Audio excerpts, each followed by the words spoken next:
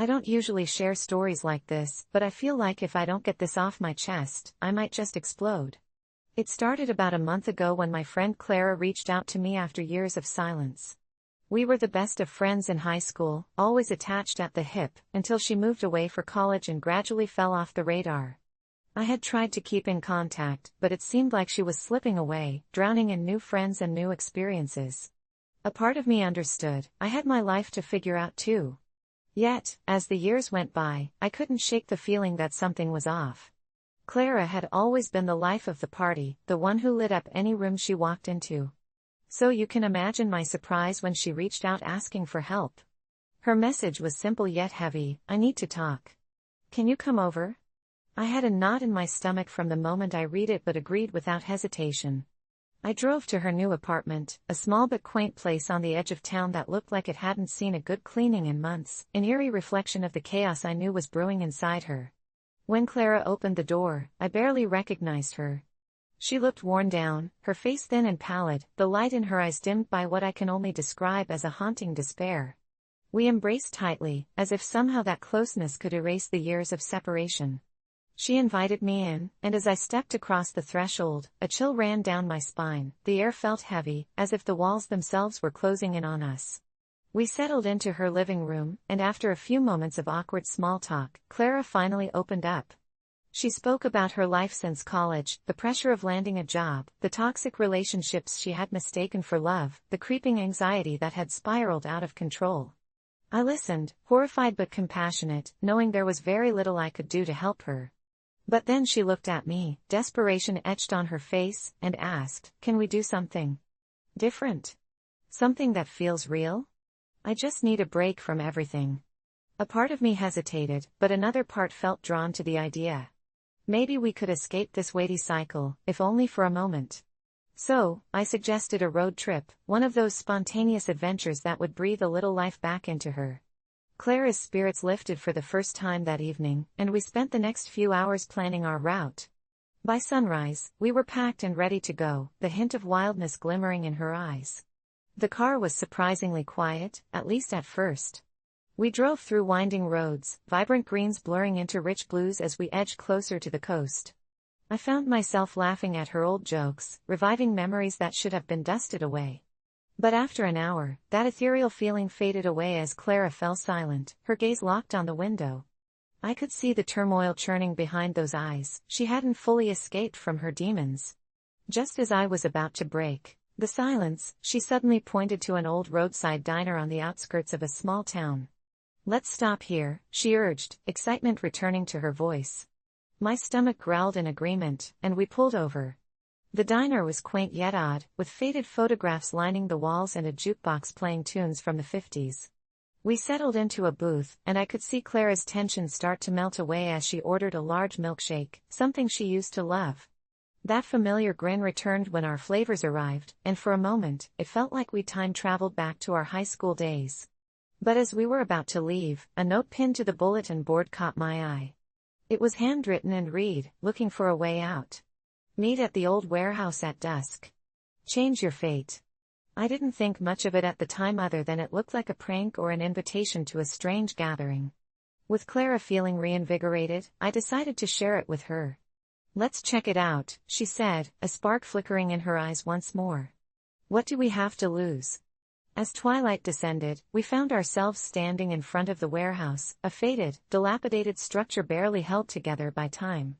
Our hearts raced as we opened the door to discover a small group gathered inside, their faces illuminated by strings of twinkling lights. They radiated energy, excitement, like moths drawn to a flame. Clara and I exchanged nervous glances but ultimately stepped inside. The vibe shifted instantly, a tangle of laughter and chatter enveloping us. It felt good to be there, the darkness outside fading away. The leader of the group, a charismatic woman named Lila, introduced herself and challenged everyone with a game. "Let's write down something we want to let go of," she said.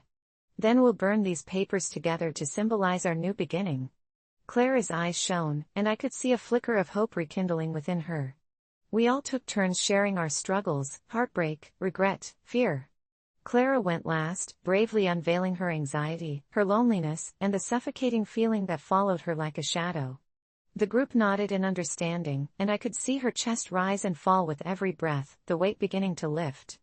Finally, we gathered in a circle outside, each of us clasping tightly to our crumpled papers.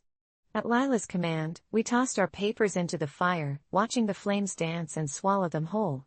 Clara's laughter filled the air, and I felt as if we were shedding layers of pain together. The night wore on, and just as we thought this couldn't get any better, I glanced at my phone to discover it was well past midnight. I stood to leave first, a sense of fulfillment washing over me, until Clara stopped me. "Let's stay a little longer," she pleaded. My heart fluttered. I didn't want to leave either. We danced with strangers and shared stories under the stars until exhaustion started creeping in. When we finally made our way back to her apartment, Clara looked lighter than I'd seen in years. "Thank you for helping me start anew," she said, tears brimming in her eyes. I promised her the road to healing wouldn't be easy but that she wouldn't have to walk it alone. But then things took a bizarre turn. A few days later, I received a chilling call. Clara was missing. Her family was frantic. She hadn't returned from that night out. I could barely breathe as I replayed the night in my mind, searching for clues, wishing I could turn back time. Days turned into a week, and just when hope dwindled, a message appeared from Clara's phone. "I'll be back soon. I'm finally free." It felt cryptic, unsettling. My instinct said she needed help, but no one believed me. They thought she was off somewhere living her best life, leaving me to wonder what truly happened that night in that warehouse. Then, out of nowhere, one of the attendees from that gathering reached out to me. "The shadows are not what they seem. They only take those who are ready," he typed. The truth settled over me like a blanket of dread. Whatever magic that night had ignited within Clara had led her to a darker path. I couldn't shake the feeling that it was all connected, that I had helped her start a new chapter, but not the one I had hoped for. Indecipherable truths still hung in the air like smoke, and I was left grappling with my guilt. Then, an idea blossomed. I needed to find that warehouse and confront Lila, the woman who had lured her into fragility masked as freedom. I returned but found the location abandoned, no signs of gatherings, no hints of Clara. I stood in the darkness alone, thinking about how I might have played a role in a fate I never intended. So, here I am, sharing my story in the hopes that whoever reads this takes heed. If you ever find yourself wanting to help a friend start anew, you must approach with caution. Because sometimes, it's the chapters we think are unwritten that become the most dangerous. And Clara? I still don't know where she is, or if she's safe. All I can do is wonder if the fire we lit that night brought her warmth or swallowed her whole. I never considered myself a particularly skilled person, but I always had an insatiable desire to learn. It started when I stumbled upon a subreddit dedicated to a peculiar form of shadow puppetry. The users there described a technique that supposedly could unlock the secrets of storytelling without words, but of course, they were also discussing it in a way that felt grimmer than your usual art forum. Some boasted about how they had perfected these shadow tricks over time, mesmerized their friends, even haunted their neighbors with the eerily lifelike silhouettes. I was captivated, engrossed by tales of how the shadows could take on a life of their own, turning benign shapes into grotesque figures that suggested more than they showed. Intrigued, I fell down the rabbit hole and found a few tutorials, which explained the essential techniques: hand positioning, light sources, manipulation of space. I decided I wanted to master it, but I realized it would take hours of practice to even come close to what the practitioners on that subreddit could achieve. That's where the obsessive part of my personality kicked in. I started to practice in my basement after work, shoving the old furniture against the walls to make the perfect blank canvas. Each night, I would refine my technique. I became so absorbed that my daily cleaning routine and even simple meals fell by the wayside. Gradually, I began to create haunting representations that sent chills down my own spine. On the third night of my practice, I created a shadow of something truly unsettling. I stood in front of the light, casting a figure that looked eerily like a child with elongated limbs and an impossibly wide grin. The moment I formed that grin, I felt a cold breeze sweep through the room, even though all the windows were shut. Chills raced down my arms, but I brushed it off. Perhaps I was just overthinking things. After all, that could easily be explained as a draft or the house settling. But as I continued to refine my technique, I couldn't shake the odd feeling that someone, or something, was watching me. Days turned into weeks, and I honed the craft. Where I had started by practicing basic shapes, I was now constructing entire narratives. But every night, the atmosphere in the basement grew heavier. Shadows seemed to flicker as they danced on the walls, forming shapes that I had not controlled. Mysterious whispers filled my ears, almost like voices murmuring secrets. Each time I thought about stopping or taking a break, I felt as though I would lose that momentum, that connection I had forged with whatever it was manifesting in those dark corners. I found myself growing more and more paranoid, convinced that if I didn't practice each evening, the shadows would disappear forever, taking with them the enigmatic energy I had come to rely on. As Halloween approached, I decided to host a small gathering for a few close friends. I wanted to show them my progress, but I couldn't shake the sense of foreboding that gloomed over every advanced shadow I cast. The day of the gathering, I spent hours preparing. I made sure to only invite friends who appreciated art and could maintain an open mind about the strange practices I'd engaged in. That night, as the last rays of sunlight disappeared and darkness seeped into the corners of the room, my friends entered the basement, naive to the dread that lingered. I started with simple shapes, using an old lamp as my only light source. They laughed along with my attempts, but it wasn't until I unveiled my favorite creation, the elongated child, when things took a turn. As I formed the shadows, the atmosphere shifted. The laughter faded into stunned silence. The shadow of that creature filled the wall, and an unnatural chill crept into the room.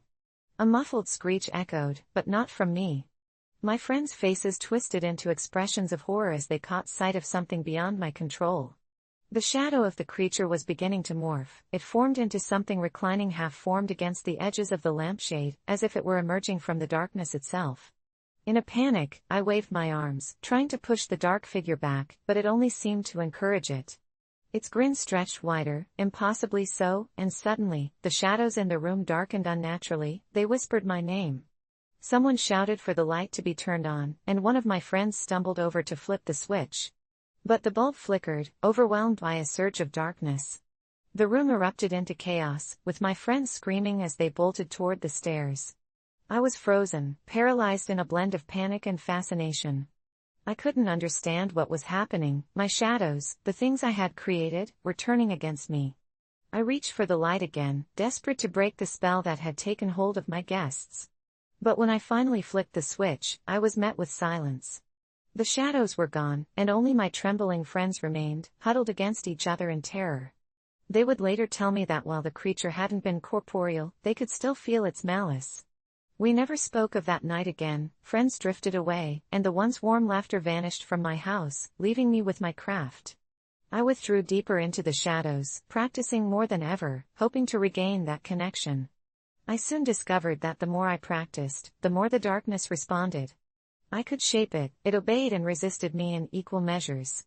I was not just experiencing shadows anymore, I was conversing with something far darker, tracking the contours of its gloom with my hands.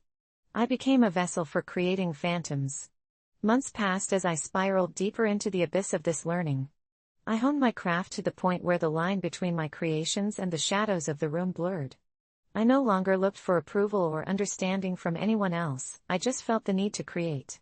One fateful evening, I became obsessed with crafting the figure of a woman, her silhouette draped in a flowing gown. As I worked, a whisper slipped through my consciousness, its tone both alluring and malicious, and I followed it like a moth drawn to flame. I finally manifested that figure, and as I did so, her shadows enveloped me, pulling me into darkness as if desiring my very essence. The last thought I had before everything went black was the realization that I had encouraged something to take form, something I could no longer control, and in my endeavor to develop a new skill through relentless practice, I had lost myself completely. And now, I live in the shadows, forever practicing what I can no longer master. My grandmother always had a distant look in her eyes when she spoke of her childhood home, nestled deep in the woods behind our family's farmhouse, a place where time seemed to pause, cloaked in shadows and whispers of the past. "Promise me you'll never go there," she'd say, her knotted hands trembling slightly, while her voice dropped to a whisper that hung in the air like a thick fog. I was a child, and like many children, my curiosity was insatiable, egged on by the stories she often recounted of her carefree days before tragedy struck and forced her to flee. So, naturally, I felt drawn to that lonely house, a rickety structure adorned with peeling paint and sacking beams, where secrets fluttered like dead moths caught in a web of memories.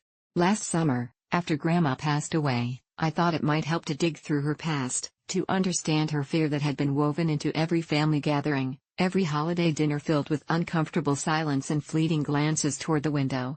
Armed with a sense of misplaced bravery and a flashlight, I ventured into the woods that hugged her old home, the gnarled trees seeming to speak in hushed tones as I shuffled through their underbrush, branches snagging at my clothes like skeletal fingers desperate to keep me from the truth. When I stumbled upon the house, the air thickened, and a chill blanketed me, a stark contrast to the oppressive heat of the day. Dilapidated, it leaned as if ready to surrender to the earth, and yet something about it pulsed with life, as if the very walls were soaked in forgotten memories and heartaches. As I crossed the threshold, the wooden door creaked ominously in protest, an eerie welcome that echoed my grandmother's warnings. Dust swirled in the beams of my flashlight, revealing remnants of a life frozen in time, faded photographs flickering across the cracked walls, haunted eyes gazing back at me, and a rusty bed frame draped with a tattered quilt, forever untouched, forever waiting. I felt an inexplicable pull towards the attic, that cursed space my grandmother had spoken of, where she claimed shadows danced and whispers lingered to ensnare the minds of the unwary, drawn irresistibly to lost souls who had lingered just a moment too long. The stairway to the attic groaned beneath my feet, and with each step, my heart drummed a frantic rhythm. By the time I reached the top, a swirling vortex of feelings, fear, anticipation, regret, clutched at my throat. I flicked on my flashlight, illuminating the cramped space, only to be met with silence, the kind that felt heavy, as if the air itself was waiting for me to speak, or perhaps to scream. I scanned the room, my pulse racing at the sight of a forgotten rocking chair that seemed to sway gently, despite the stillness surrounding it, and an old mirror propped against the wall, its surface cracked like the memories of my grandmother.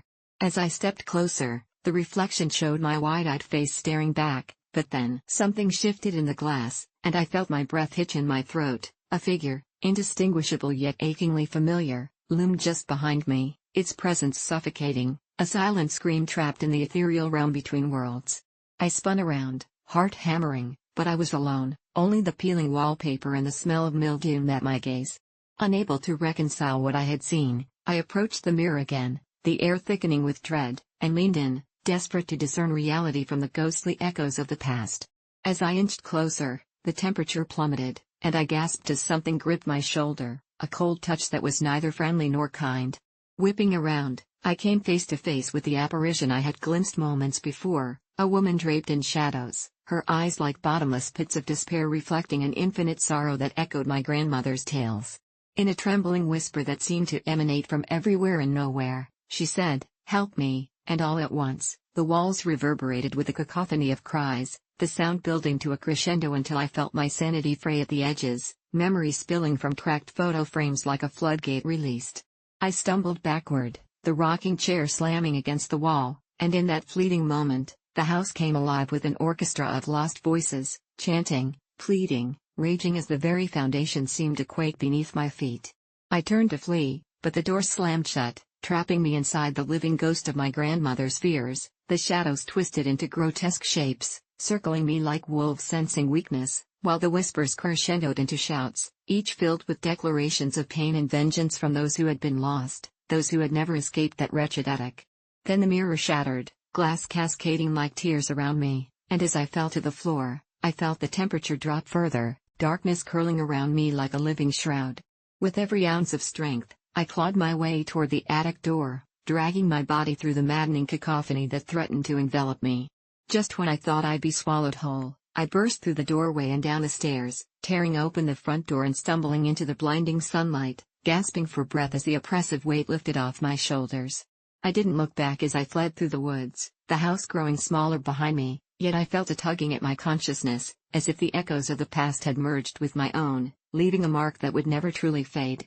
To this day, I hear those whispers in the midst of the silence, the pleas for help and the warnings of consequences, reminders of the secrets buried deep in that cursed house, my grandmother's childhood home, which now feels like a shadow hanging just out of reach, a place where nightmares never truly die, and the very walls thirst for new souls to entwine in their tragic embrace. I heard someone whispering my name through the baby monitor, and at first, I thought it was a glitch, a remnant of my tired mind playing tricks on me after another sleepless night with my newborn, Ethan, who'd been tossing and turning in his crib for hours. But as the soft sound of my name slithered through the static, panic spiked through me. "Mia," it breathed, both tender and macabre. like the voice was seeking something I had lost, and the hairs on my neck prickled while I turned to stare into the dimly lit nursery, where Ethan lay peacefully, blissfully unaware of the dread creeping into my thoughts. I grabbed my phone, my hands trembling, and when I pressed the button on the monitor to talk back, desperate to prove to myself it was just my imagination, I said firmly, "Hello? Is anyone there?" My heart raced as silence echoed back, a void stretching between what I'd expressed and the static, and I glanced at Ethan, his tiny frame covered in the blue blanket we picked out weeks before, and a part of me sought reassurance in his innocence, but another part screamed to flee from the nursery, to bolt past the whispering shadows of our home that felt suddenly too grand, too void of comfort, reflections of my mind wrestling with the reality that a voice had returned, yet wasn't supposed to be there, and as I paced the living room, the restless night clenched around my chest like a vice, the flickering lights giving me glimpses of things moving just out of sight, like fleeting specters just waiting for me to let my guard down before they struck. But I forced breaths, counting, resetting, and finally decided if it was anything more, I needed to confront it. I crept back down the hall with the monitor cradled in my hand, half expecting to hear my name again, the echoes of Mia lingering like a taunt, and when I pushed the door open, trepidation washed over me, settling like frost in the air, making each step feel heavier than the last. I stared into the crib again,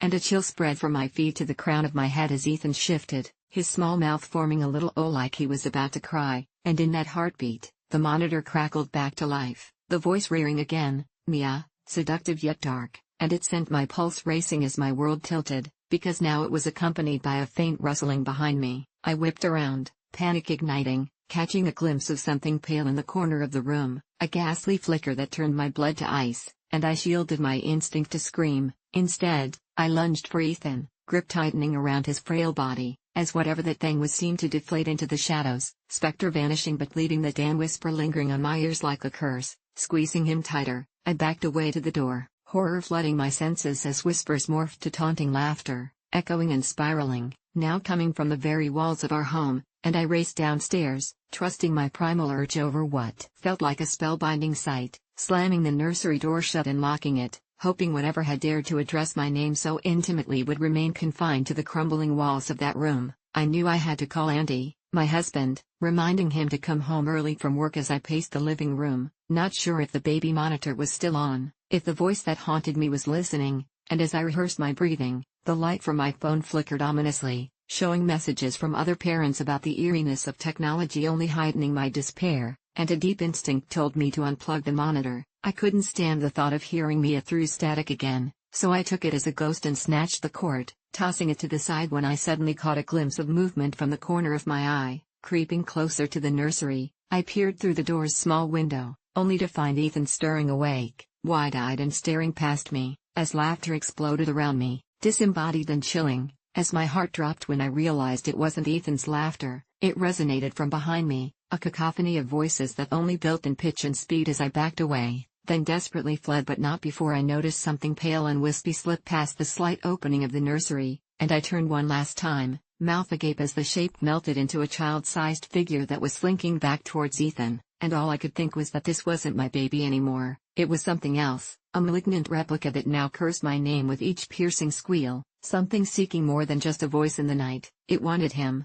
it wanted his life, and in that moment of darkness, my heart shattered with a realization that gripped me like a vice. I knew deep down that no matter how much I fought to protect my son, whatever that thing was had entwined itself into my very soul, and there was no escape left for me or for Ethan, the night voicing its sinister lullaby, as I prepared for the infant's whimper that would go unanswered, praying against every horrific whisper resonating through the baby monitor, praying that it wasn't too late. I don't know if anyone will believe me, but I need to share this story because it changed the course of my life in ways I never expected.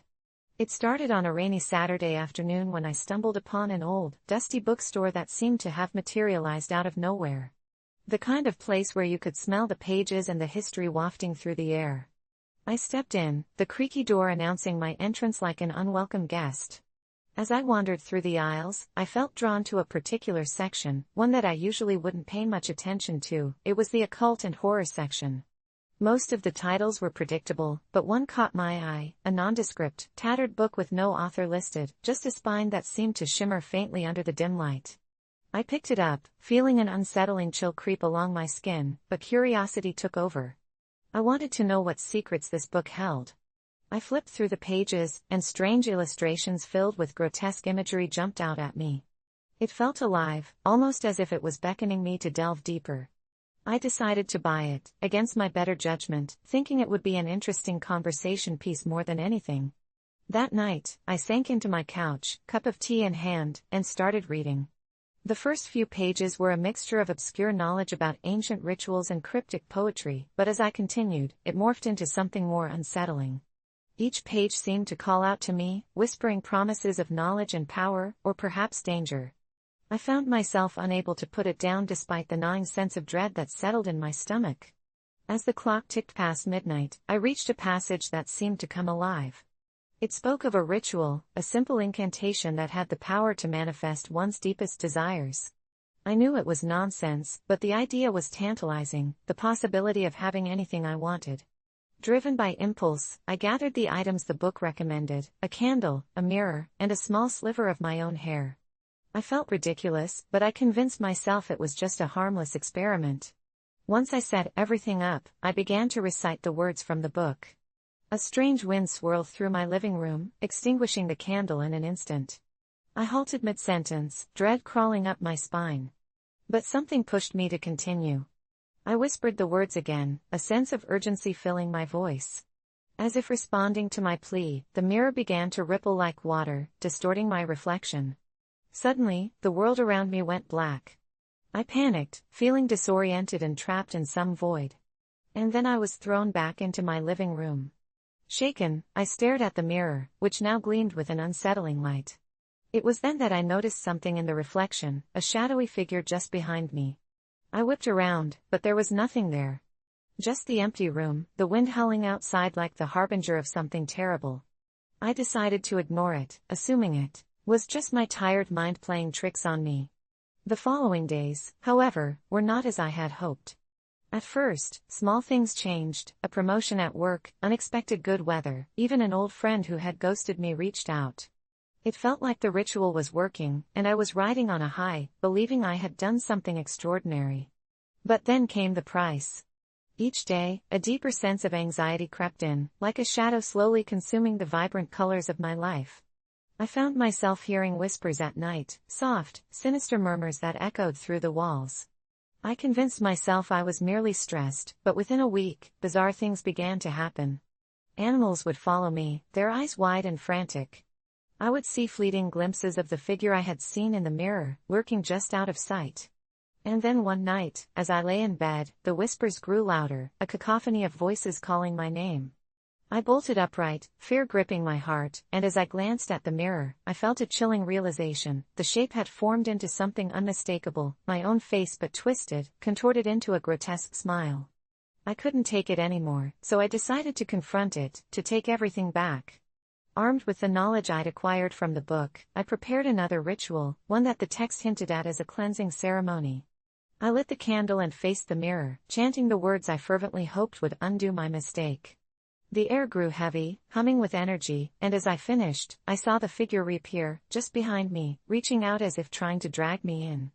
Panic surged within me, but I had to remain steadfast. "Leave me alone!" I screamed, my voice trembling. The shadows swirled around me, battling against the light from the candle. For a moment, it felt as if everything was suspended in time, the light and dark clashing violently as I stood frozen before the mirror. And then, in a blinding flash, everything went quiet. I blinked and found myself staring at my own reflection, unharmed, the room eerily calm. Believing I was finally free, I turned away and put the book back on the shelf. But just as the tension began to ease, something unexpected caught my eye. My own reflection was still smiling that twisted smile, buried underneath my image. It stared back at me with eyes filled with gleeful malice. For weeks after, I felt its presence lurking, each moment heavy with the weight of what I had unleashed. My life became a hellscape, filled with distorted reflections and whispers that never let me rest. I finally had to face the truth: some books should remain closed, their knowledge left untouched. And though I returned to that bookstore to warn the owner about the cursed tome, to my utter horror, it had vanished into the ether, absorbed into the very shadows it had conjured.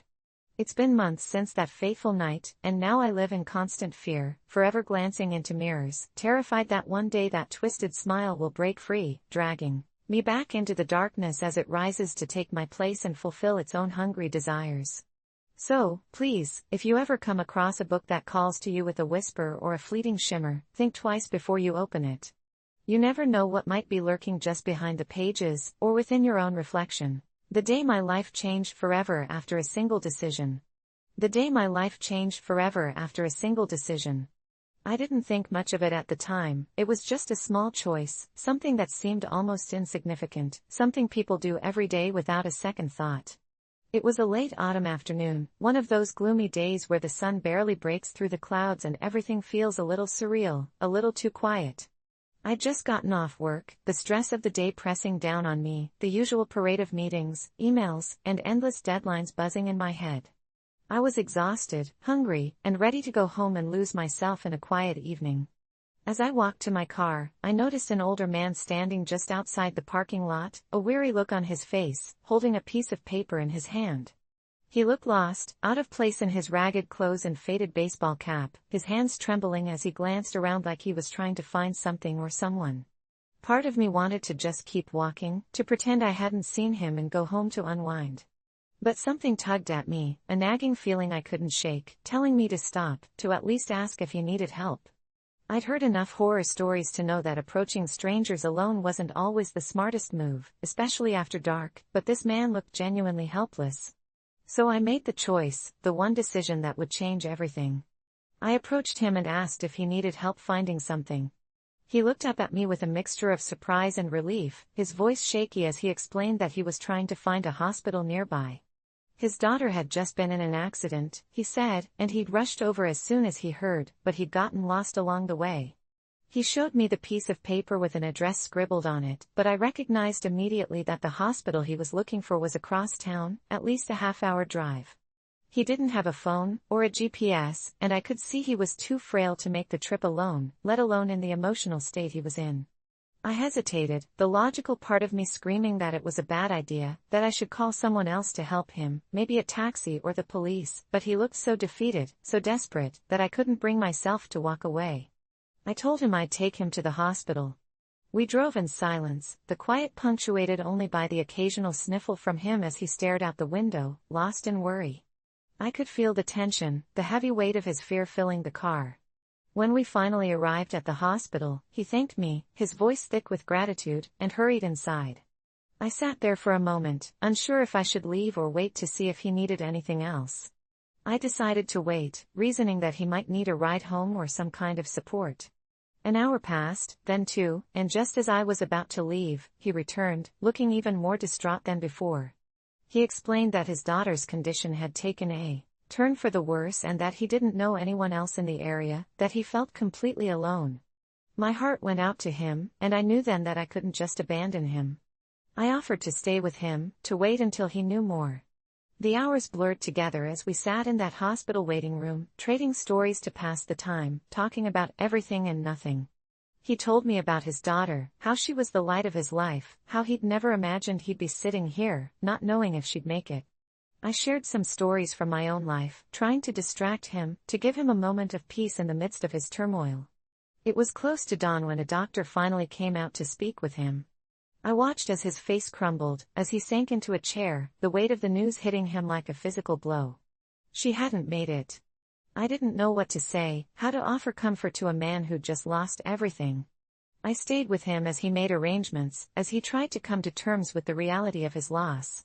Eventually, he thanked me again, this time with tears in his eyes, and told me that he didn't know what he would have done if I hadn't been there. I went home feeling raw, my mind racing with everything that had happened, every detail etched into my memory.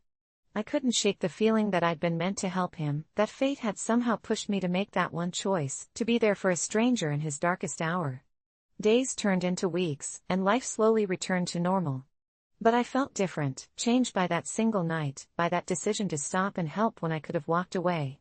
Then, one day, I received a letter in the mail from the man. Inside was a small note, thanking me once again, telling me that his daughter had always believed in acts of kindness, in the idea that we're all connected, that one small act can make a world of difference.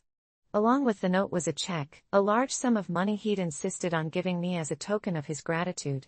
I didn't want to accept it, but there was something in his words, in his belief in the goodness of people, that made me realize how deeply he'd been affected by that night. I kept the check, but instead of spending it, I used it to start a small foundation in his daughter's name, dedicated to helping people in need, to offering support in those unexpected moments when life changes in an instant. The foundation grew over time, each new person we helped becoming part of the legacy that had started with a single decision, a single choice to help someone in need. Looking back now, I can't help but wonder how different my life would be if I'd ignored that man, if I'd gone home that night and forgotten all about him. That single decision led to so much more than I could have ever imagined, to a purpose I never would have found otherwise. It changed my life in ways I can't fully explain, leaving me with a sense of connection, of meaning, that goes beyond anything I'd felt before. And all because of one choice, one moment of kindness, one night that turned into something far greater than I could have ever anticipated. It all started with the invitation, one of those pieces of paper you receive tucked discreetly into an envelope, the kind you tear open without a second thought. I was thrilled at first. The event was a party hosted by someone I considered to be a friend, a local figure known for his extravagant gatherings. When I told my friends about it, they raised their eyebrows but assured me it would be fine. Their tone had hinted at something I didn't quite grasp, a subtle warning obscured by excitement. As the day approached, I felt a growing unease, a tightening in my stomach I couldn't shake. But I ignored it, buried it beneath visions of fun, laughter, and maybe even potential romance. The night of the party, I dressed up, smoothed my hair, and splashed on some perfume, wiping my hands across my cheeks to hide the sheen of sweat. As I pulled into the driveway of the sprawling, ornate house, my gut churned like a stormy sea, whispering that I shouldn't be there. But I shrugged it off. I was there now, hadn't I? I couldn't just leave. I stepped into the glamorous entryway, the sound of music thumping vibrating through the air. Instantly, I was enveloped by the crowd, people laughing and dancing, their faces illuminated by the sparkling chandeliers overhead. Just as I began to relax, my gut pulled tighter, spitting a warning, something felt off. Ignoring the pressure, I made my way to the bar for a drink, engaging in light conversation with a few familiar faces, all while trying to dispel that gnawing feeling. After a while, the drinks started to flow freely, laughter echoed against the walls, and hints of drunken flirtation filled the air. But something about my host made me uneasy. He laughed too hard, his smiles too wide, and that glint in his eyes felt predatory. My friends had told me about his reputation, the way he drew people in and made them feel welcome just before twisting the knife. Still, I told myself he was just eccentric. After all, I loved the chaotic energy that painted the room. I turned my back on my instincts once more, circulating among the guests, reminding myself to relax.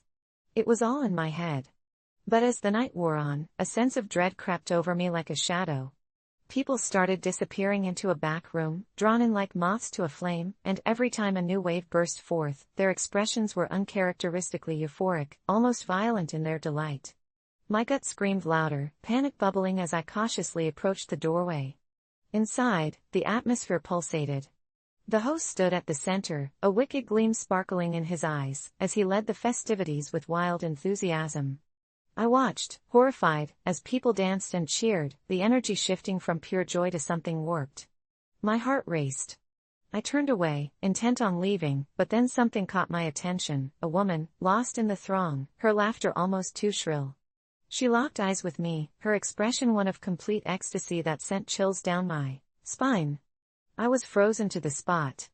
I felt the world blur around me, the creeping fear replaced by a compulsion to escape. My feet finally moved, rushing toward the door, but something held me back. It was that insistent gnawing in my gut, a warning that I couldn't ignore. Just before stepping outside, I glanced back one last time. And that's when I saw it, a haze of flickering light enveloping the room. The host had raised a glimmering object, some ancient drug or charm. As it caught the light, the crowd seemed drawn to it, hypnotized as though the mere presence of it pulled them into a collective trance. I stumbled backward, adrenaline kicking into overdrive. I finally pushed through the door and tore down the driveway, my heart pounding so hard I could barely breathe, the sound of laughter fading behind me. When I reached my car, I slammed the door shut, shaking all over, the terrifying reality of it all crashing down around me. Why hadn't I listened to my gut? Why did I let the thrill of the party drown out my instincts? As I drove away, my mind raced, images of the party, the dancing, the piercing laughter, and that glimmering object haunting my thoughts. That night, I learned a visceral truth: our intuition speaks in whispers and visions, and it's a fool's errand to ignore it. The world may seem vibrant and inviting, but lurking beneath that surface can be darkness, a darkness you might not escape. Since then, I've learned to honor my instincts, no matter how irrational they may seem. I tell my story, an echo of a warning, in the hope it reaches someone before they face a similar temptation, an invitation that turns wicked. Trust your gut, it knows the truth way before our minds can comprehend it. Because in this world, sometimes, the lights dance too bright, and what seems like fun can turn into a nightmare you can't awaken from. You need to listen. Please, just listen. I signed up for a trial subscription, but I can't cancel it. At least that's what the email said when I clicked through to their site, lured in by the promise of exclusive content, the kind of content that would make me feel less alone in my mundane life. The offer seemed harmless enough: a month of curated stories, art, and encounters that would transport me from my dreary existence in a small town to whatever fantastical escapade their team had conjured up. Initially, I spent hours basking in the allure of it all, diving into each story as if unearthing hidden treasures that had long been buried beneath my boredom. But then the emails started flooding in. First, just a couple of reminders about my trial ending, but shortly after that, a more insistent tone crept in, a kind of almost desperate urgency in their promotions. Don't miss out. Your selected stories are waiting. One of them screamed at me, coupled with an aggressive countdown clock ticking ominously at the top. It started as a nuisance, subtly nudging me to upgrade, but soon even the content I adored turned unsettling. Strange images that gave me a sense of déjà vu lined the sidebar, whispering secrets of a world that felt too familiar. I brushed it off, hoping the glowing glow of the screen would drown out the unease growing within me like an ominous cloud. But then disaster struck, my trial ended, and, when I tried to cancel it, I was met with an error screen, the word cancel highlighted in a sickly green hue, mocking my desperation. A chill shot through me when I replayed my attempts and received a response that felt eerily scripted: "You cannot cancel your subscription at this time. Please contact support." I tried, I truly did. Every avenue I ventured into led me back to the same error message. Days went by, and each response from so-called support was just a robotic, recycled text telling me my case was being reviewed. There was no real person, only an endless loop. They didn't even need a real human to provide better service. I found my mind spiraling as sleepless nights blurred into haunting days, my spirit sucked dry by the relentless cycle of attempts and failures. I couldn't focus on work, couldn't enjoy meals, couldn't even crawl into bed without a palpable sense of dread nestling in my bones, yet I feared that if I let the matter be, something sinister would happen. I began to receive weirder content crafted for people in perpetual states of despair, stories tinged with filaments of truth that echoed my thoughts and feelings too perfectly. There was one about a man who found himself trapped inside his own home when he could no longer cancel a cursed subscription service. The walls began to cave in as he realized the outside world had slipped beyond his reach, replaced with harrowing versions of his friends and loved ones, their faces warped from gentle to grotesque whenever he spotted them through the window. But maybe it was just fiction, that tiny shred of hope I clung to until last night when I woke up hearing the familiar ping of an email arriving. My heart raced, pounding in my ears as I stumbled to my computer, praying for something, anything that hinted at resolution. Instead, I found a single sentence: "We've extended your subscription indefinitely." I trembled at the implications, my fingers shaking as I tried to type yet another cancellation at the keyboard, desperation clawing at my throat. As I pressed send, I noticed an unsettling reflection in the darkened screen behind me, shadows warped into shapes I couldn't quite comprehend. A chill ran down my spine. I felt as though something was watching me, latching onto the corners of my perception. My frantic clicks continued a symphony of failure until I caught sight of a chilling email titled, "Your ultimate fate awaits." It felt wrong, a stillness enveloped me, the air thickening as I hesitated, then clicked in a trance-like state. Once the message opened, I was greeted with a video link. Hesitant yet compelled, I clicked, my stomach twisting in knots.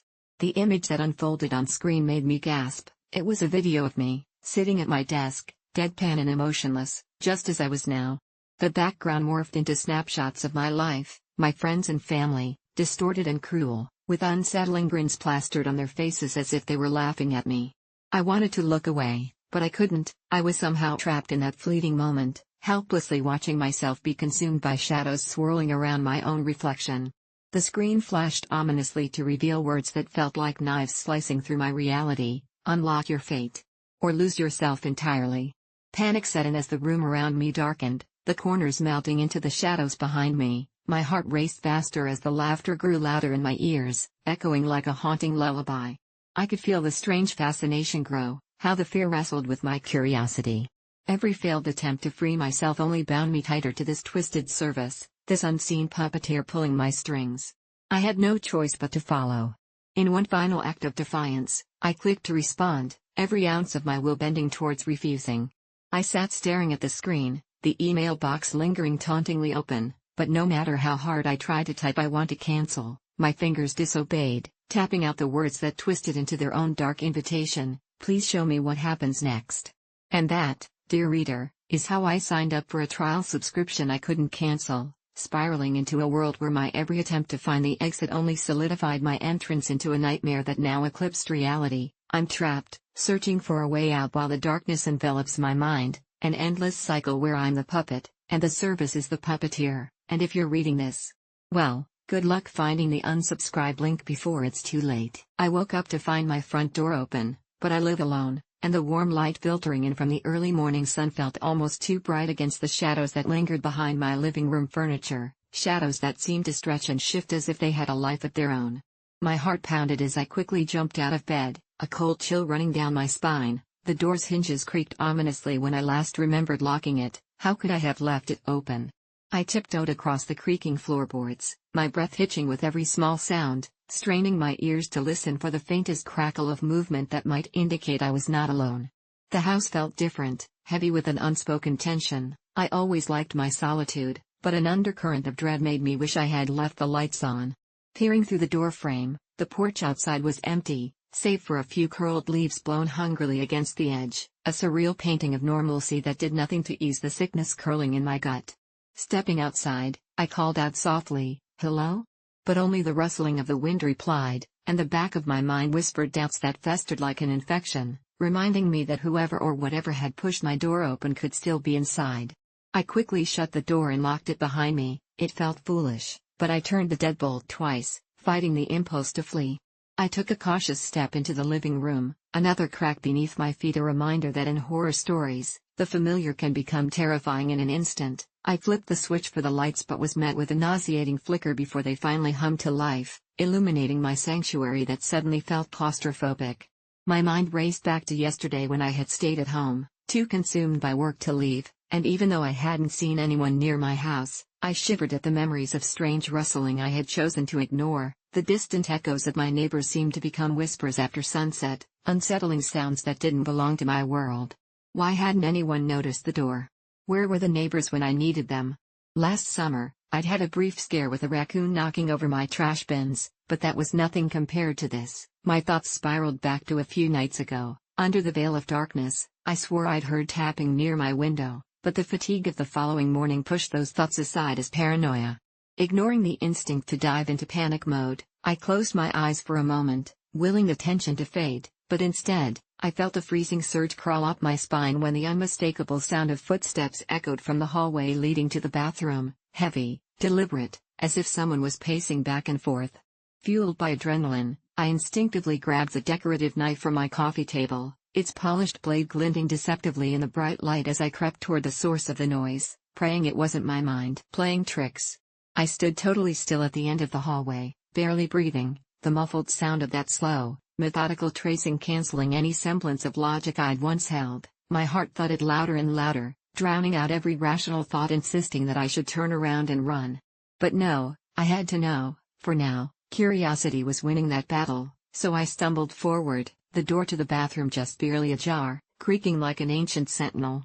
I pushed it open, ready to confront whatever awaited me, but the room was empty. The only thing that welcomed me was the mirror's reflection, which was entirely too still, too quiet. I was the only occupant of this house. That realization hit me hard, slashing through the taut tension like glass, and at that moment, I had to check my phone. Maybe I had unknowingly invited someone over, maybe I'd been drinking and forgot. It wouldn't be the first time I lost track. But as I fumbled to unlock my screen, I froze when my eye caught the corner of a note on my kitchen counter, white against the dark wood. "I've been watching you." A wave of nausea washed over me, and my legs felt like jelly as I stepped away from the note, my breath hitching in my throat. I bit my lip hard enough to taste metal and glanced at my phone. There were no missed calls, no texts, nothing but a singular notification that made my heart race again, a security app ping notifying me that a door had been opened, but it wasn't my front door.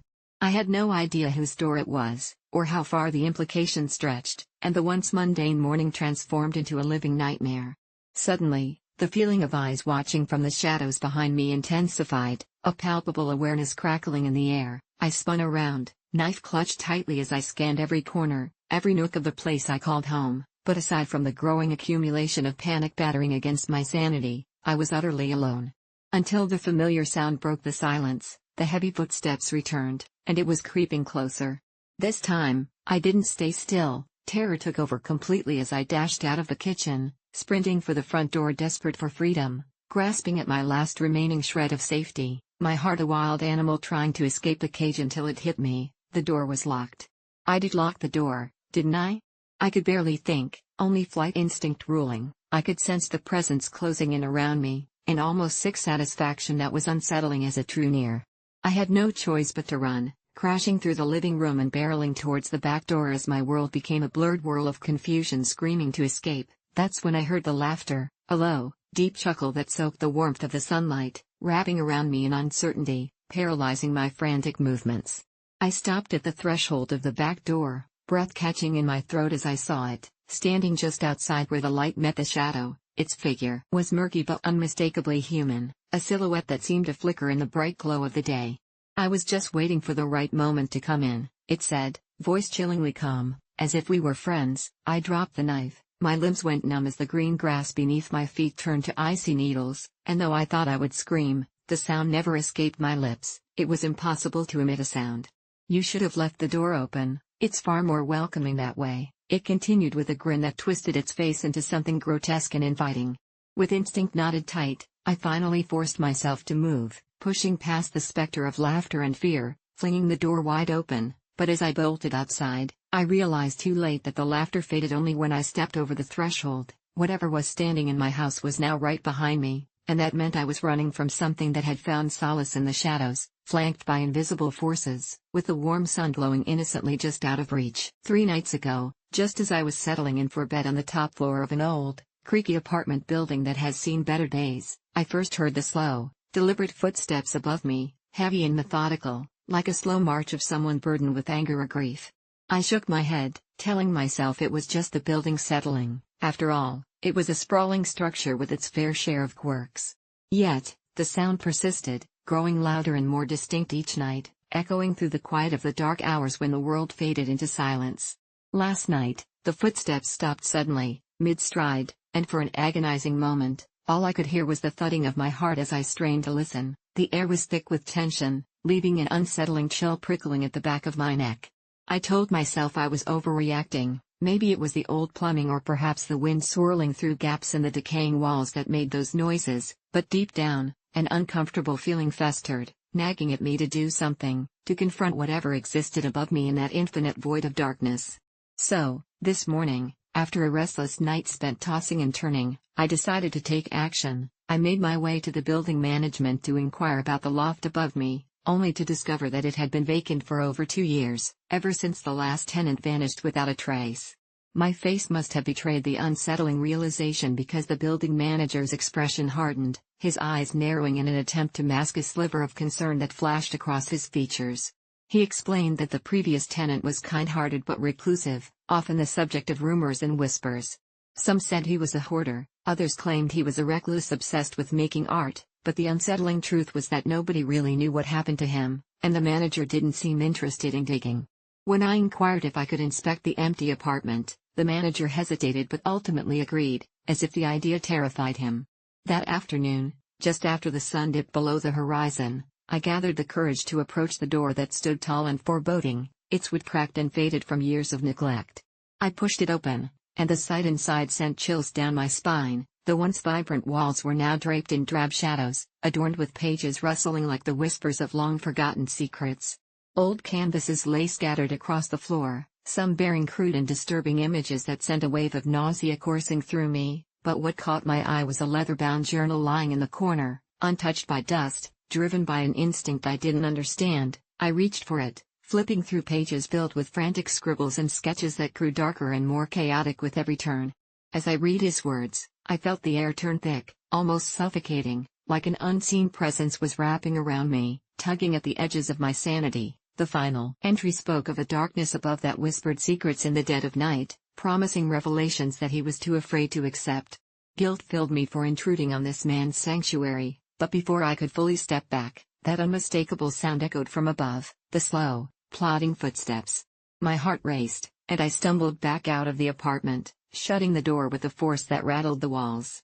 But as I turned to exit the empty floor, the sound continued, and I could tell it was headed in my direction.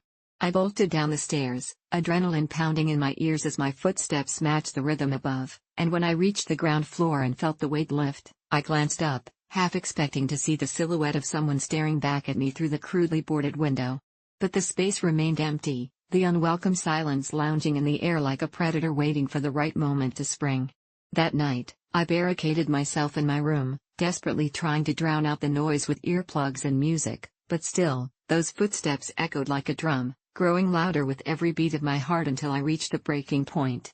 I decided to record the sounds, hoping to capture proof of my burgeoning insanity, but when I played it back, nothing was there, just empty silence laughing cruelly at my fear.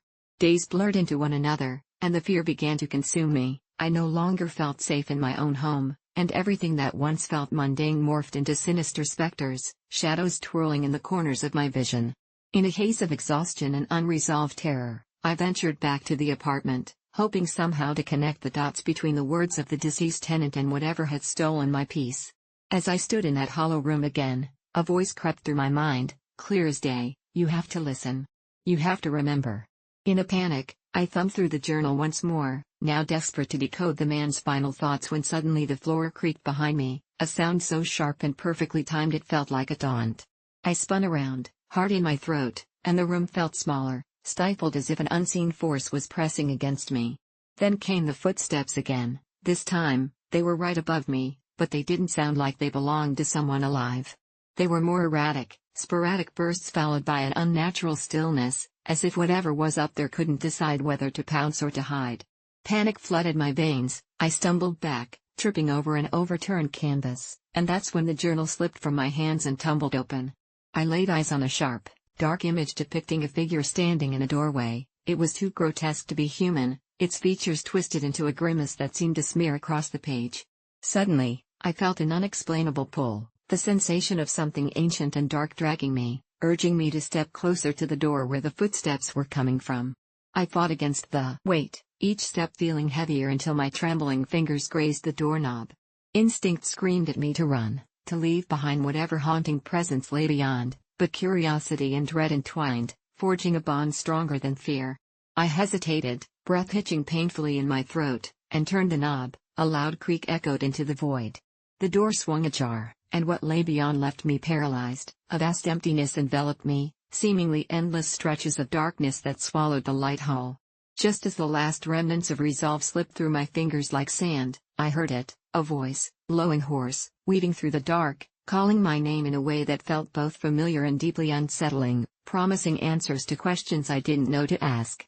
Without even knowing why, I stepped inside, the door slamming shut behind me, cutting off all light and all sound, leaving only the slow, echoing footsteps that now came from everywhere and nowhere at once. All I could do was wait in the suffocating dark, heart racing, as the whispering shadows began to close in, each one begging for my attention, promising I'd never be alone again. When I first moved into the rundown apartment building on the edge of town, I was drawn in by the cheap rent and the promise of solitude. The peeling paint and flickering lights didn't bother me, and the other tenants were largely non-existent, each seemingly lost in their own worlds of misery or indifference, except for her, the new tenant who arrived just a week after I did, a quiet woman who slipped in one night without fanfare, her eyes like two pieces of obsidian, deep and entirely devoid of warmth. I noticed her right away, as she was often wandering the building's dim hallways at odd hours, her pale skin practically glowing under the flickering fluorescent lights, and her presence quickly became unsettling. It was impossible not to notice that she never seemed to venture outside, never interacted with the rest of us, and most disturbingly, she didn't eat or sleep, or at least that's what I gathered from the thin walls that could hardly muffle the rhythmic creaking of her movements, as if she possessed some fierce, unyielding energy that defied human frailty.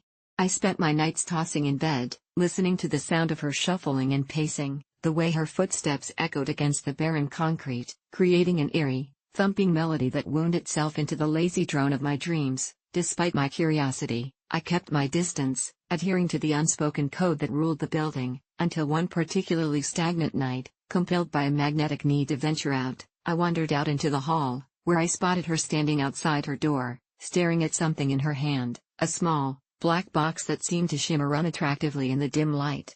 I briefly thought to ask if she needed help, but the moment our eyes met, my breath caught. The abyss behind her gaze felt as if it could suck all the light from the hallway, enveloping me in darkness, a silence thick with understanding, a depth that told me she was different and perhaps even dangerous. I hurried back to the safety of my apartment, where the shadows seemed friendlier, but I found it impossible to shake the chill that had settled into my bones, a sense that I was being watched, that she was somehow aware of my fear. But in the ensuing days, I would often catch glimpses of her, watching her move about on the edge of my perception. Always elusive, her solitude echoing the very atmosphere of our dilapidated home.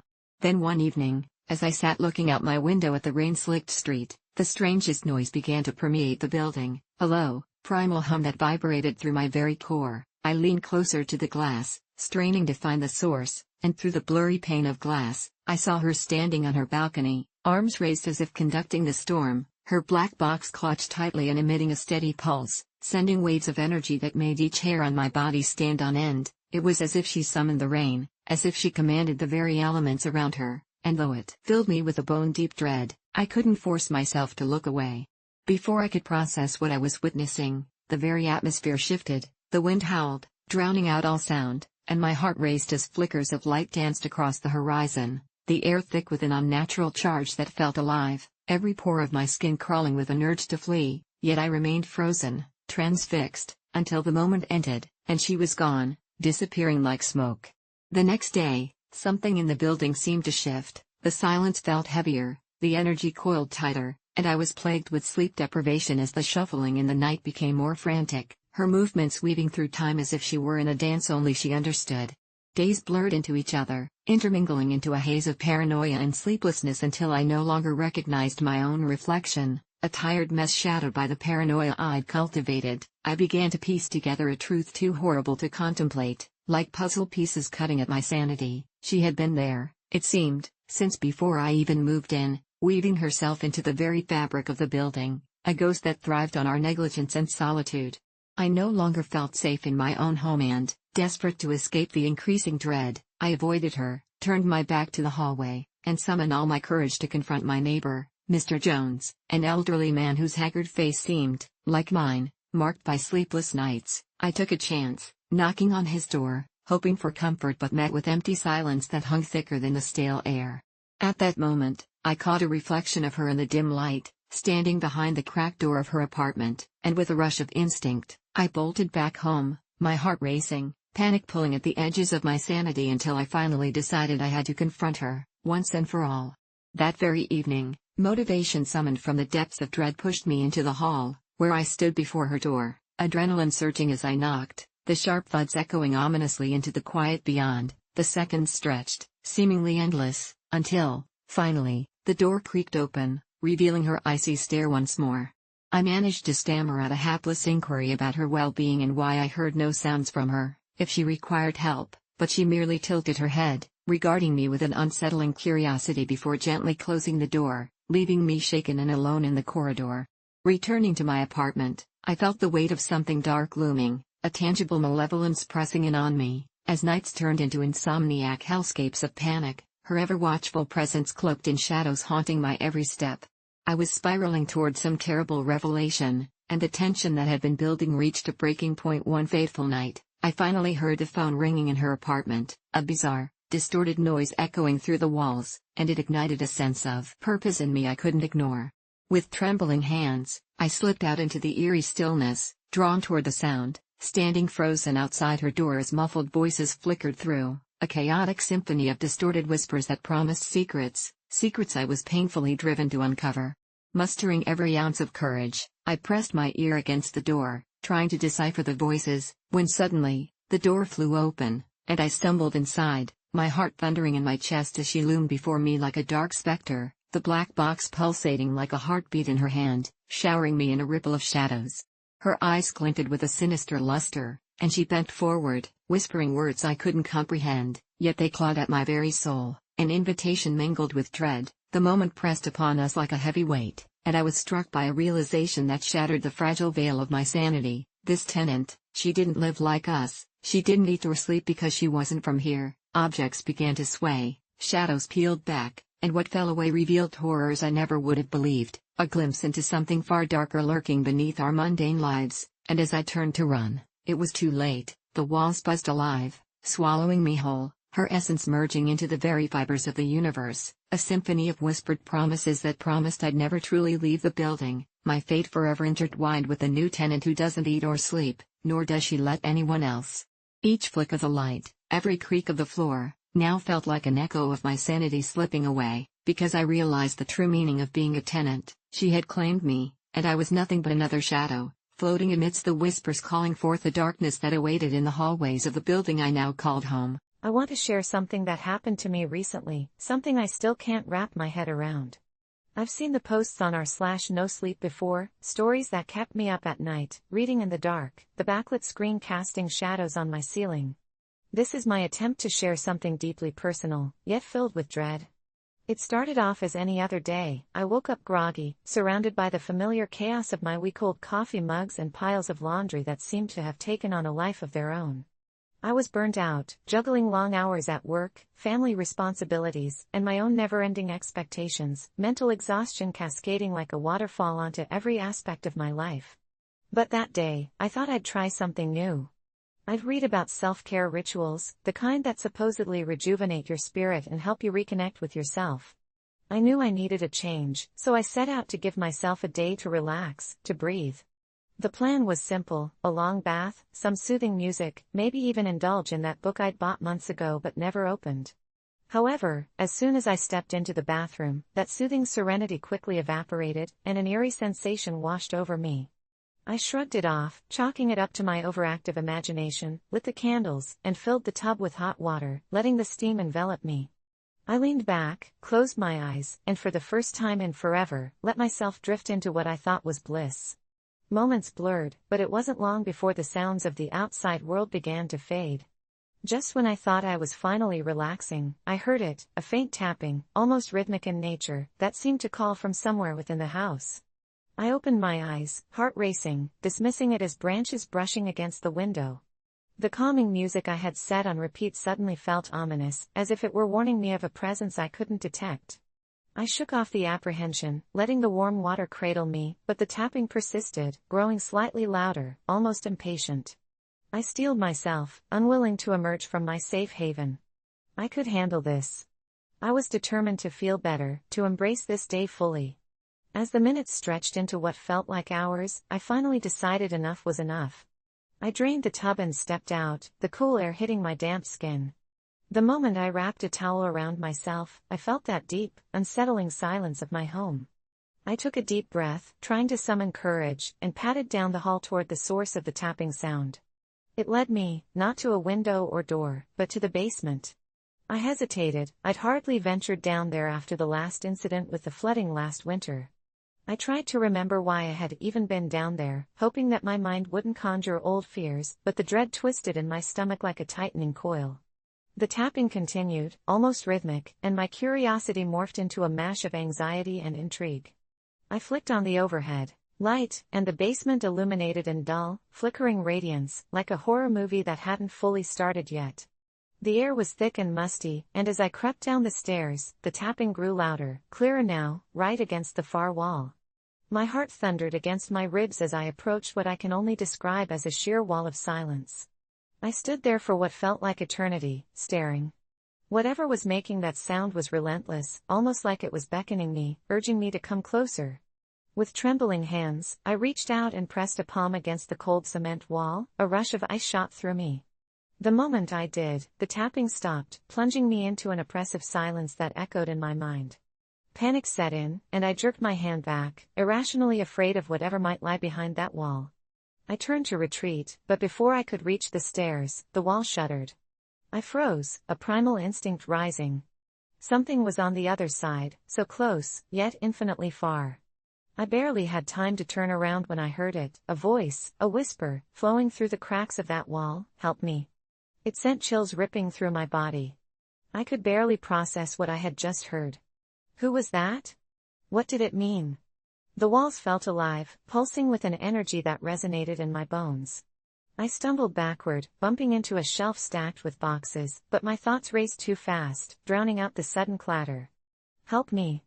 The voice was almost pleading now, tinged with desperation, as if whatever was there needed me, and at that moment, I realized I was still trapped in my cycle of neglect, my mind's debris cluttering the corners of my existence, as if I were a prisoner in my house, in my life, consumed by chaos. Whatever had been tapping at my heart was now manifesting in a way I could no longer ignore. "Help me."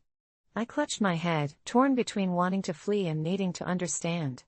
In that moment, clarity hit me like a ton of bricks. I had ignored myself for far too long, and now I stood at the precipice of the unknown, wanting to escape from something that had perhaps been crying for recognition all along. Fear swallowed me whole, and I turned on my heel, racing back upstairs, slamming the basement door shut behind me. I didn't look back as I pressed my back against it, chest heaving. I sank to the floor and buried my head in my hands, a tide of emotions crashing over me like dark waves. It was a terrifying reminder that neglecting my needs was a choice that had consequences, and I was witnessing the manifestation of my own despair. After what felt like hours, I finally gathered the courage to face it again, but when I returned downstairs, the silence was deafening.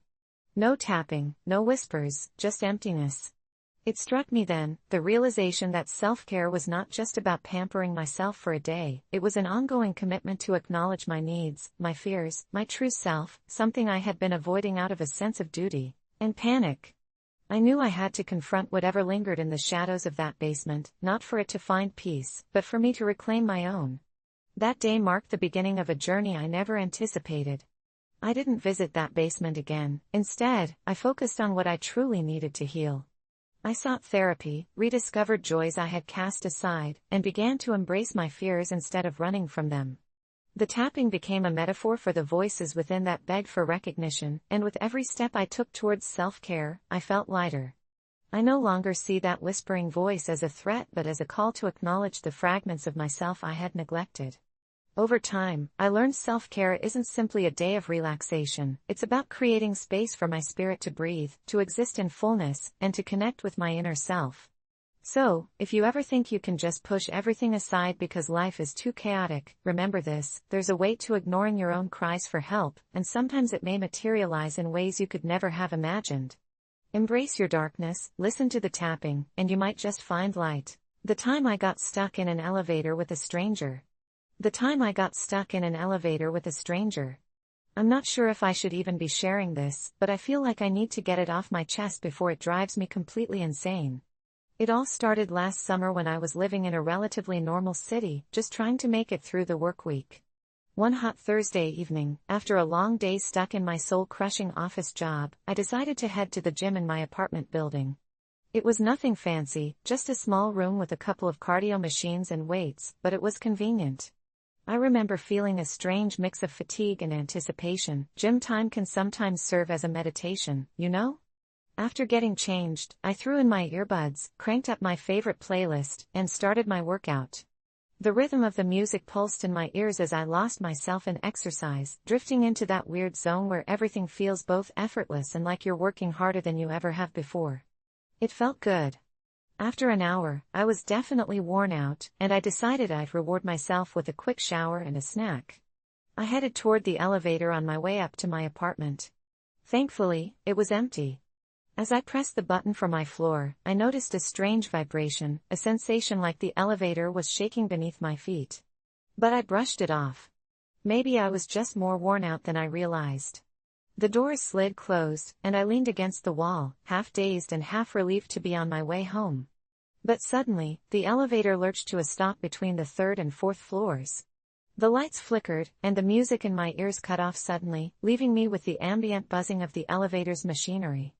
A wave of anxiety washed over me, but I quickly reassured myself this wasn't the first time an elevator had stalled.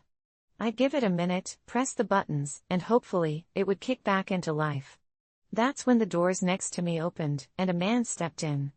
He looked to be around my age, maybe a little older, wearing a faded band t-shirt and jeans. His hair was a mess, and he had a look in his eyes that made me think of mischief or trouble. "Well, this is a bit cramped," he said with a half-hearted chuckle, and I nodded, managing a weak smile. I pressed the buttons again, the numbers lighted up momentarily before flickering back out. "Yeah. Wish we could make more room, huh?" I joked nervously, trying to ease the tension. Maybe it was the way he casually leaned back against the wall, or maybe it was his crooked grin, but I felt an unease settle in the pit of my stomach. I couldn't shake the feeling that something was off, though I couldn't pinpoint why. We exchanged a few awkward pleasantries while I kept jabbing at the buttons. But nothing happened. Weirdly, the elevator didn't seem to be responding at all. My heart started to race, but I forced myself to stay calm. What else could we do but wait?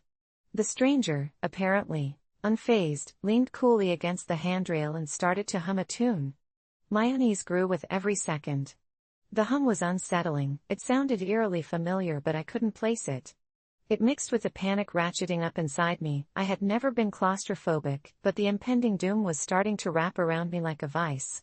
After what felt like an eternity, I turned to the stranger. Do you think it's going to take long?"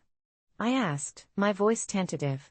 Instead of answering, he just smiled that same strange grin. "Nah, it's probably just a little hiccup. Elevator's just having a bad day," he replied nonchalantly. His dismissive tone made my skin prickle.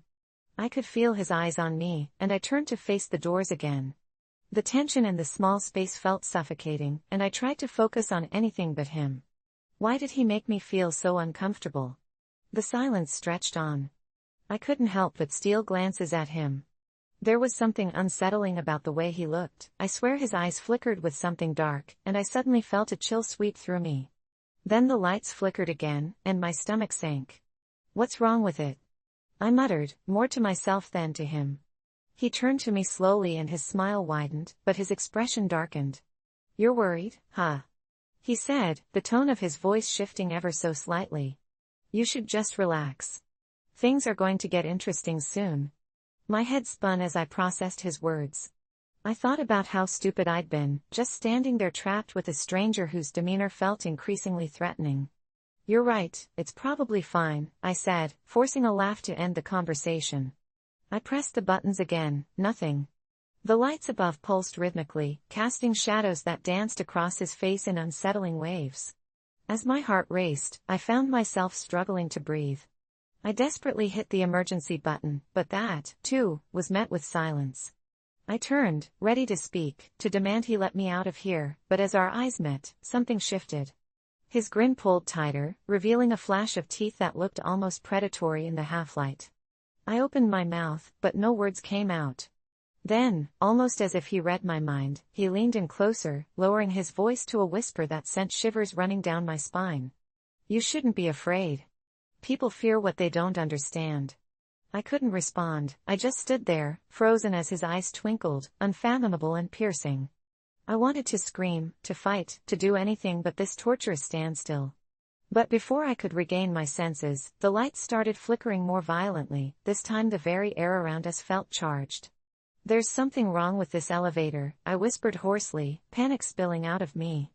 We should make noise, get someone's attention." No. He shook his head as if amused. "The real fun is just beginning." The way his lips curled around those words sent a tremor through the tiny space and my mind reeled. I quickly pressed the emergency button once again, an ember of hope, but still nothing came. Then, suddenly, the lights cut out completely, and our world plunged into darkness. I gasped, and there it was, the sound of chains rattling, echoing hauntingly in the void. I could feel my breath quickening, every ounce of calm stripped away, leaving only spikes of adrenaline. "What do you want?" I whimpered, my voice breaking. In the dark, I felt his breath against my skin, hot and close. "You'll find out soon enough." A heavy pause followed, and I felt my heart pounding against my chest. I wanted to bolt, but where? The walls were closing in, and I felt trapped as if the darkness itself was grabbing at me, pulling me in deeper. Then, just when I thought I might pass out from fear, the lights flickered back on, just for a brief moment before cutting out again.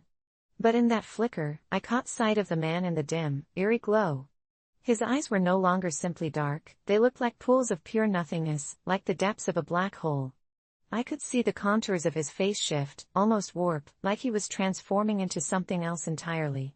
Desperation clawed at me, but this time I was fueled by primal instinct. I had to escape.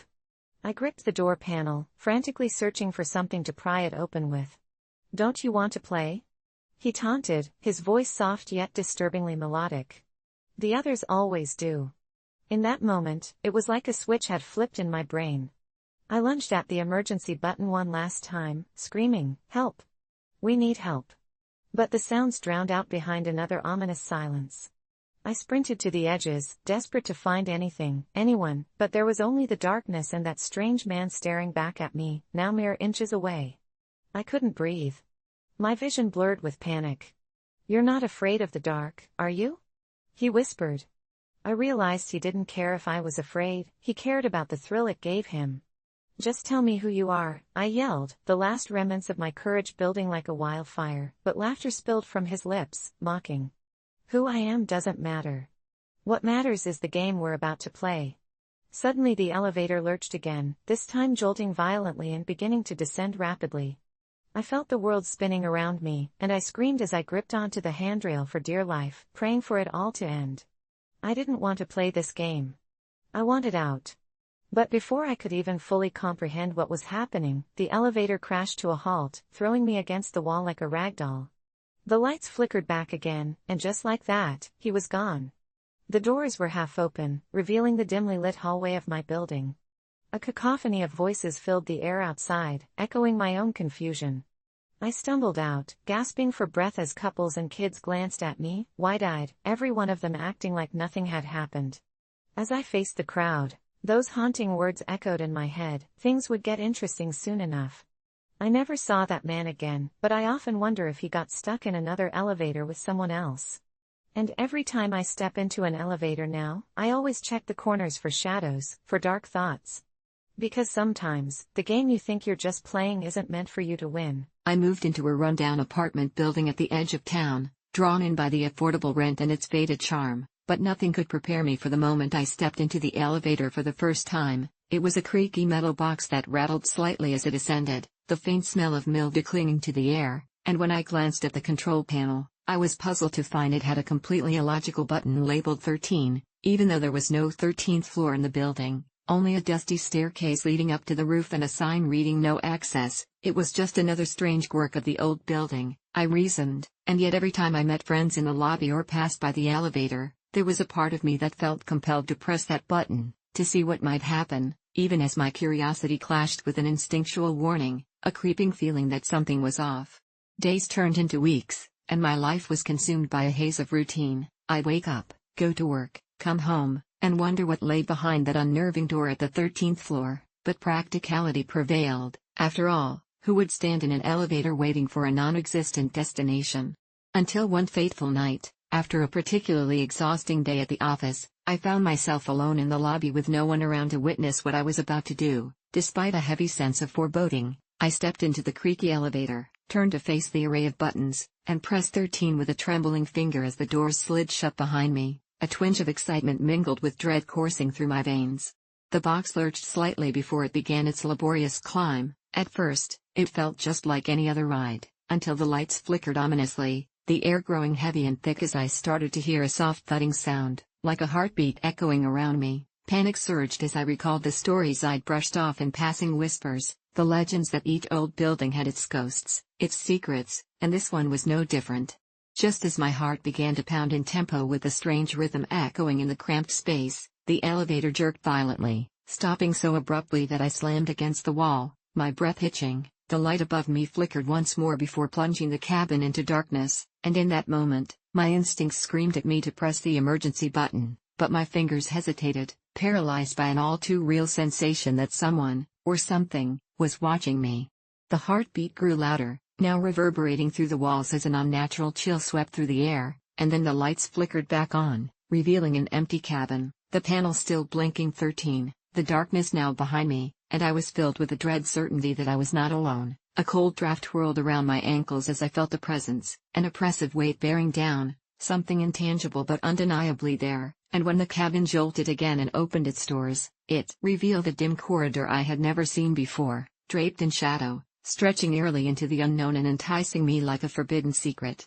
With a quaking resolve, I stepped forward, finding the ground beneath me solid yet cold, and as I crossed the threshold, the instant my foot hit the floor, the doors of the elevator slammed shut, trapping me, and the only sound left was that relentless heartbeat, now loud and dissonant.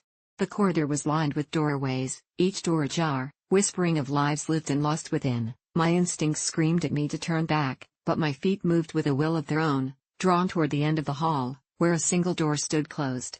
The heartbeat saw me approach, quickening, as if anticipating my every move, and before I could think better of it, I reached for the handle, my heart thundering louder than the ominous rhythm that surrounded me, and on the other side, I found a room that looked like someone had just left. Dust motes danced in the faint glow of a lamp illuminating stacks of peeling newspapers, the walls thick with memories, and in the center stood an old, rusted iron bed with crumpled sheets, a reflection of abandonment and loss.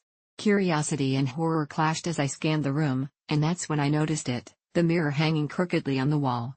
I hesitated as I approached, but part of me was drawn to it, as if I needed to know what was lurking beyond the glass. When I stood close enough to see my own reflection, I was startled by a face that wasn't mine staring back, ghostly pale, eyes sunken, and twisted in a perpetual expression of anguish, and I stumbled back, breath catching in my throat as I realized I was still alone, yet the heartbeat pulsed louder, throbbing like a warning in my ears. Panic clawed at my chest, demanding I flee this dreadful place, but as I turned to make a break for the door, I felt icy fingers wrap around my wrist, and an overwhelming force pulled me back into the mirror's reflection where the other me began to smile, no longer in anguish but with an unsettling joy. Inch by inch, I was drawn closer, unable to resist as the glass rippled like water, consuming my will, and just before I was engulfed completely, I screamed, but the sound was muffled, lost in an eternal void, as I was sucked into the cold darkness of the mirror and my consciousness shattered.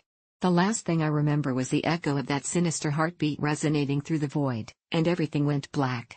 Now here I am, forever trapped, a phantasm of my former self watching, waiting, as I can feel someone else step into the elevator, and this time, it's you. The drama unfolded at my family reunion. Here's what happened.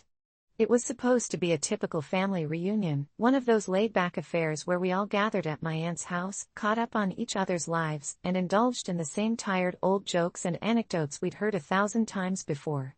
Every year, my extended family would gather, most of them from out of town, for a weekend of barbecues, games, and a lot of awkward small talk. But this year was different. Something was off. I could feel it the moment I walked in the door. There was a tension in the air, something I couldn't quite put my finger on, but it was there, like a cloud hanging over the usual light-hearted chaos. It wasn't long before I found out exactly what had been building up in the weeks leading up to the reunion. It all started with my cousin, Hannah. She had been acting strangely for months, withdrawing from the family, avoiding group chats, and generally keeping to herself. I figured she was just going through a phase, maybe some personal stuff she didn't want to share, but I had no idea what was really going on. The moment she arrived at the reunion, she seemed even more distant than usual. She wasn't her bubbly, sarcastic self, she was quieter, almost nervous. Her eyes darted around the room as if she was searching for something, or someone. That's when I noticed him. Eric, her ex-boyfriend, had shown up too, despite the fact that their breakup had been nothing short of dramatic. They had been together for nearly 5 years, and everyone had thought they were the perfect couple, until the explosive breakup that had torn the family apart. I hadn't seen Eric in months, but here he was, standing in the corner, looking just as uncomfortable as everyone else. It was clear he wasn't welcome, not after the way things had ended between him and Hannah. The breakup had been messy. He'd cheated on her, or at least that's what she had said, and the fallout had been brutal. Hannah had cut him off completely, but somehow, he had wormed his way back into the family's good graces. That's when the whispers started. Aunt Linda, who always had a way of getting the juiciest gossip, pulled me aside and whispered in my ear that Eric had been acting strange lately, coming around asking for forgiveness, trying to win back Hannah. But the worst part? He wasn't just asking for her forgiveness, he was asking for a second chance. As the day went on, the tension only grew. People avoided each other's eyes, conversations died as soon as they began, and even the kids seemed to feel it. We all tried to pretend everything was fine, but it was impossible to ignore the elephant in the room. I caught snippets of conversations, bits of gossip that filled in the gaps. Apparently, Hannah had been seeing someone new, someone she'd been keeping quiet about. She hadn't told anyone the details, but the rumors were flying fast. Some said he was a wealthy businessman, others said he was a childhood friend, but no one knew for sure. What was clear, however, was that Hannah was still deeply hurt by Eric's betrayal, but she was trying to move on. As the evening wore on, things finally came to a head. We were all gathered in the backyard, just finishing up dinner, when Hannah and Eric were both standing at the grill at the same time, awkwardly side by side. That's when Eric made his move. He stepped up to her, his voice low but steady, and said, "Hannah, I know I messed up. I'm sorry. I've changed. I know you don't believe me, but I've been working on myself. Can we please talk?" Hannah froze. The air seemed to thicken as everyone around the grill held their breath, waiting for her response. For a moment, it seemed like she might actually listen to him, and I could feel the pit in my stomach growing.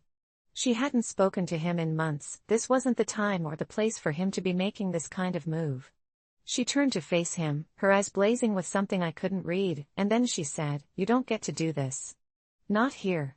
Not now. You don't get to come back into my life just because you think you've learned a lesson." There was a pause, and then she added, "I'm happy now, Eric. And you don't get to ruin that." Her words were like a slap in the face, loud and clear enough for everyone to hear. Eric stood there, frozen, his face turning red with embarrassment. I could see the hurt in his eyes, the realization that Hannah wasn't going to forgive him, that he had no place in her life anymore. But that wasn't the end of it. As if things couldn't get worse, out of nowhere, someone yelled, "What about the new guy, huh? Is that what this is all about?" It was my cousin Jason, always the troublemaker, and the room fell silent as he stood up, pointing his finger at Hannah. "You're just going to forget everything Eric did for some guy we've never even met?" I couldn't believe it. Jason was known for stirring up drama, but this was crossing a line. The whole family was now caught in the crossfire, all eyes on Hannah and Eric, waiting for the next move. Hannah, clearly done with the conversation, snapped back, "You have no idea what's going on, Jason. You don't get to judge me. You don't know what it's like to be lied to and cheated on. So, keep your opinions to yourself." I could feel the heat building, the tension thickening, but the worst was yet to come. Just as I thought the situation was finally starting to simmer down, another cousin, Mark, chimed in. "Well, if Eric's out, then what about me? I was there for you when you were with him. And now you're just going to throw all that away for some stranger?" And that was it. That was the straw that broke the camel's back. Eric snapped. "You think I'm some kind of joke?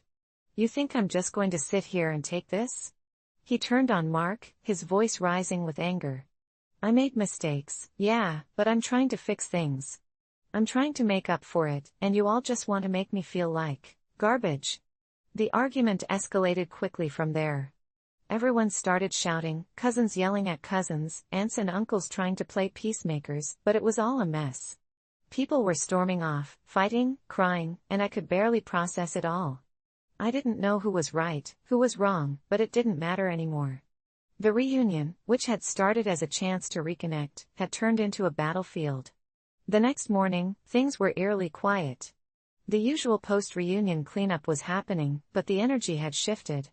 People avoided eye contact, some left early, others stayed behind to talk in hushed tones. It was a family reunion that had turned into a family crisis. I don't know what happened after that, whether things ever got resolved, or if the rift between Eric and Hannah was ever healed. But I knew one thing for sure, things would never be the same again. The drama that unfolded at my family reunion wasn't just a one-time thing. It left scars, deep ones that would take years to heal, and no matter how much time passed, we would all remember that one day when everything fell apart. The time I tried to help a friend but made it worse. It started as one of those situations where you think you're doing the right thing, only to realize too late that you've stepped into something far more complicated than you ever imagined. My friend Tyler had been going through a rough patch for months. His girlfriend of 5 years had broken up with him, his job was draining the life out of him, and he'd been retreating more and more into himself. I'd never seen him like that before.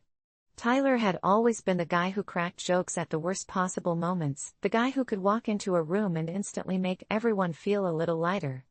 But now, he was like a shadow of himself, quieter, heavier somehow, and it worried me. I tried texting and calling him regularly, but his responses were always short, as if he didn't have the energy to pretend things were okay. I couldn't stand seeing him like that, so I decided to do something about it. Looking back, I probably should have just left it alone or at least asked him what he needed, but at the time, I thought I knew better. I came up with what I thought was a brilliant idea, a surprise intervention of sorts. Not the serious, TV-style intervention, but more like a carefully orchestrated hangout where he'd be surrounded by his closest friends, the people who loved him most.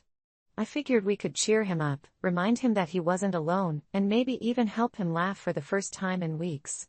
I reached out to our mutual friends, Emily and Dave, and they were on board immediately.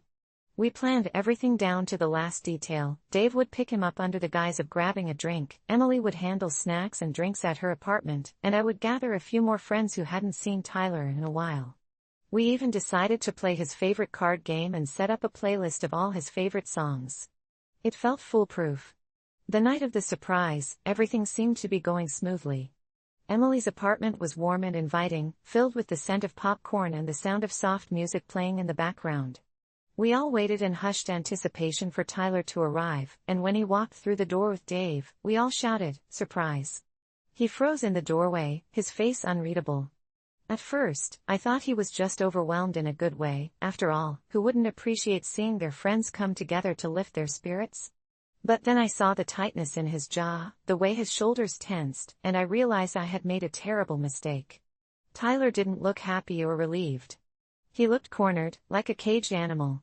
"What is this?" he asked, his voice low and strained. "We just wanted to hang out, man," I said, trying to keep things light.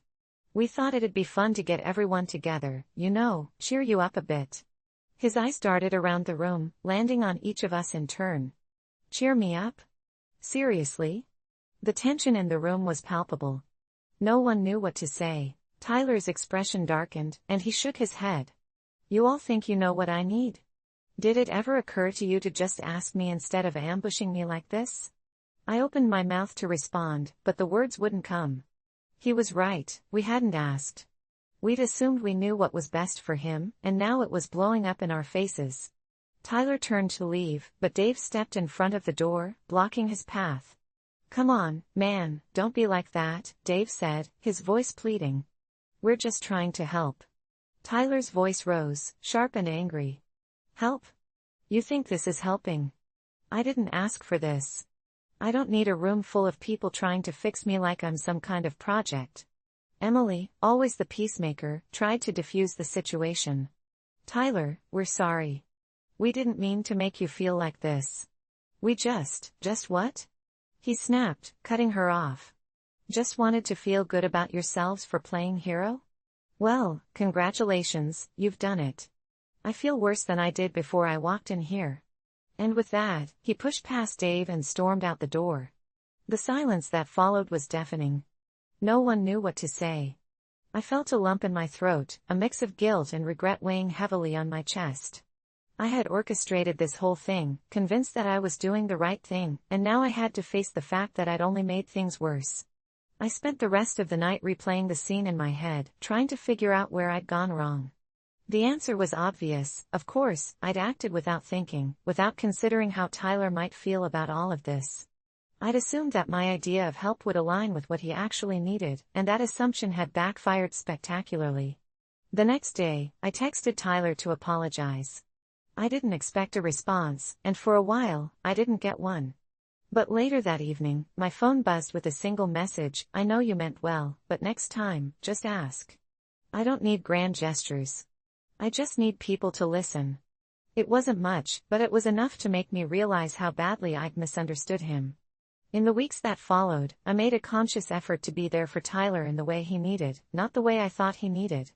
I stopped trying to fix him and started just being present, whether that meant sitting in silence during a movie or grabbing coffee and letting him talk about whatever was on his mind. It wasn't easy, old habits die hard, but slowly, I started to see glimpses of the Tyler I knew before. He began to laugh again, to crack those ridiculous jokes that always made me roll my eyes, and I knew he was on his way back to himself. The experience taught me a valuable lesson about friendship and empathy. Sometimes, the best way to help someone isn't to swoop in with a solution but to simply be there, to listen, to let them know they're not alone. I tried to force a happy ending, but in the end, it was Tyler who showed me what real support looks like. It's messy and imperfect, but it's honest, and that makes all the difference. I stumbled upon the old camera in my grandmother's attic, an unassuming object buried beneath dusty blankets and forgotten relics of family history. Its cracked leather case and tarnished metal gave it a certain charm, and as I brushed the cobwebs away, I couldn't shake the feeling that it had a story to tell. I decided to take it home, intrigued not only by its vintage aesthetics but by the idea of what memories it had captured over the years. After a quick trip to the local shop for film, I was ready to bring it back to life. On the weekends that followed, I took it everywhere: the park where I used to play as a kid, the abandoned train station on the outskirts of town that sparked my imagination with remnants of history, and the familiar streets bathed in warm sunlight. With each click, I felt a thrill as if I was peeling back the layers of truth that lay hidden in each frame. But when it came time to develop the film, I was hit with a chilling realization: every picture I had taken displayed something far beyond the ordinary. At first, I brushed it off as coincidence, perhaps the camera was a little off-kilter, but as I stared at the first few images, my heart sank into the pit of my stomach. There were shadowy figures lurking just out of focus, their twisted shapes contorted in unnatural poses, their eyes glinting with a darkness that felt almost alive. One photo from the train station was particularly haunting, where a tall silhouette stood at the other end of the platform, impossible to recognize yet unmistakably watching me, while another photo taken in the park showed my old swing set, but there, too, stood a figure cloaked in darkness, half hidden among the trees, peering directly at me with a familiarity that chilled my soul. I couldn't shake the feeling that the camera was revealing something it shouldn't, something the universe was keeping hidden from me, and despite the gnawing fear, I felt compelled to continue using it, thinking briefly it might just be some sort of artistic prank. I ventured deeper into my exploration, snapping photos at night, each flash setting off a jolt of adrenaline. As I developed those late-night pictures, the horror escalated. An image of my bedroom, taken from an angle I had never stood, captured a distinct figure standing right behind me as I slept, its face unseeable yet the malevolent energy so palpable even on paper. I stayed awake for days, terrified with racing thoughts and shadows dancing across the walls, wondering if I was losing my mind. Friends told me I needed to throw the camera away, who knew what kind of energy it had absorbed, but I held on. Each click became an obsession, a hunt for more answers. Even when I captured friends' faces twisted in horror while they played a game at my house, eyes bulging, mouths agape, as if they were being overtaken by something only they could see, I tried to show them the photos, to prove I wasn't just being dramatic, but the moments were lost in time. They couldn't see what I had captured, the figures in the back, growing more pronounced with each photo, more interested in me, closing the distances between us. Soon, my mind felt fragile, scattered like the film I was developing, and in a moment of weakness, I took it to the very forest where I had seen the figures before, thoughts swirling about an explanation or a confrontation as the sun dipped into twilight. I snapped photos of the trees, the ground, feeling the energy of the woods wrapping around me. When I developed these images, my hands trembled. There they were again, clear as day, but now the figures were not just watching, they were moving toward me, closer in each frame, their forms enmeshing with nature, eyes glowing as if lit from within, and in the final photo, I nearly screamed. It showed my own terrified reflection in their eyes, my face distorted in a rictus of fear, one figure looming directly behind me, its phantom-like hand just inches away from my shoulder. I hadn't felt it then, I hadn't sensed it approaching, and I later found myself sitting in the front of my home, long past midnight, where shadows wrapped around me like a suffocating blanket. The camera was more than just a tool, it was a doorway, an invitation for something malevolent to step closer, and every click tethered me tighter to it. I realized this wasn't just a game anymore, not an artistic venture but a waking nightmare, and the forest was now calling me back. Late that night, Feeling the pull of those who stared at me through my photos, I ventured into the woods again, camera clutched tightly in my shaking hands as I fought against an unseen longing that urged me forward. With every snap, I could feel their presence building, and I knew, deep down, that should I turn back, they would linger far behind, but should I continue to photograph, they would step into my world, leaving the dark behind to claim a piece of me. It was with that dreadful awareness that I took one last photo, hoping to capture the essence of the forest before me, yet instead, I felt a frigid breath against my neck, and in the exposure, their forms erupted around me, ethereal and malevolent, clearly in pursuit, grinning wide, and behind me, in the trees, a sudden flash caught my terrified expression. It was both me and not me, and just like that, in a heartbeat, I was lost, the camera falling from my grasp, the ground swallowing my screams as every shadow surrounding me merged into one, leaving nothing behind but the echoes of overexposure. They would soon turn their lenses on someone else, but for me, the darkness was complete, and that little camera remained dormant, hidden where the attic's dust reigns, as I became part of a story unwritten, ensnared in the haunting silence of those who once lived and now dwell where the shutter never closes. I've always considered myself a supportive friend, but I never anticipated that a single night could change everything. It started innocently enough, a text from Jake, asking if I was up for a late-night chat. We'd been friends since our freshman year of college, bonding over shared interests in horror movies and the occasional gaming marathon. I could tell by the way he phrased it that something was off. Jake never initiated these late-night talks, always preferring to stick to lighter topics. I agreed, thinking I could help him sift through whatever was bothering him. We set a time, and I made some popcorn, partially excited and partially anxious because Jake had always been the more stable one in our friendship, like the lighthouse guiding me through my turbulent seas. When Jake arrived, his usual bright smile was replaced by an expression that made my stomach churn. He looked like he hadn't slept in days. I offered him some popcorn and realized he was trembling slightly, his fingertips barely grazing the bowl as if he were scared to touch it. "You good?" I asked, trying to break the tension. He didn't respond immediately, just stared at the popcorn as if it were the answer to some unsolvable equation.